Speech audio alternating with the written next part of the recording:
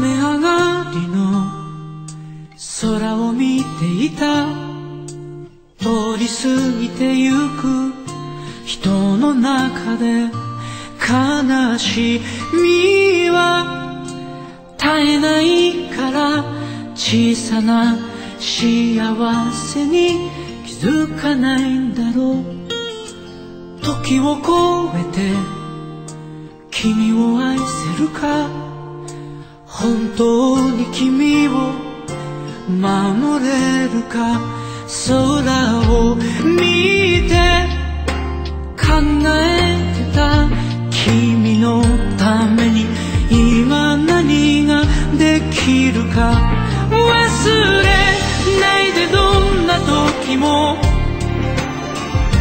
きっとそばにいるから。そのために僕らはこの場所で同じ風に吹かれて同じ時を生きてるんだ。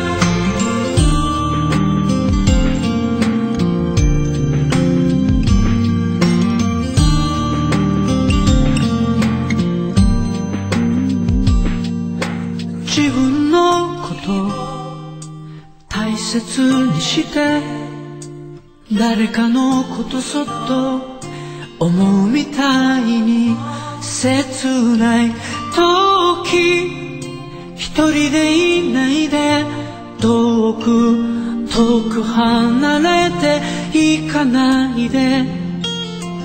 疑うより信じていたい。たとえ心の傷は消えなくても、なくしたもの探しに行こう。いつかいつの日か見つかるはず。一番大切なことは特別なことではなく、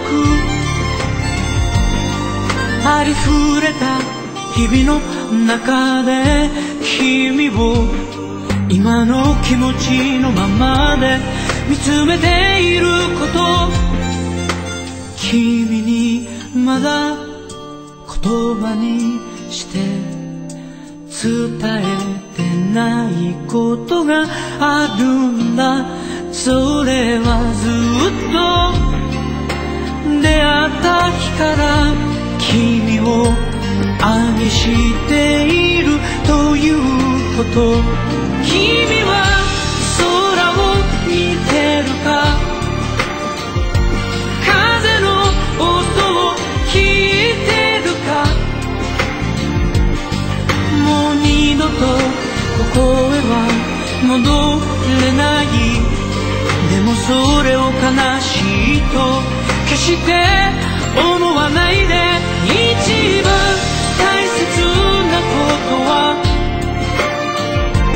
特別なことではなく、ありふれた日々の中で君を今の気持ちのままで見つめていること。忘れないで、どんな時も